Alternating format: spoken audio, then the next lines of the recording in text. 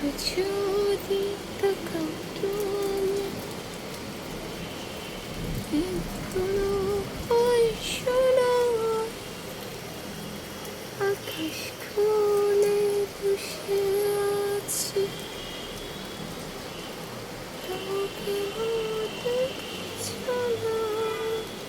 বৃষ্টি হচ্ছে, খুব দরকার ছিল আসলে বৃষ্টি আসা, কারণ গরম পড়ছে প্রচুর পরিমাণে।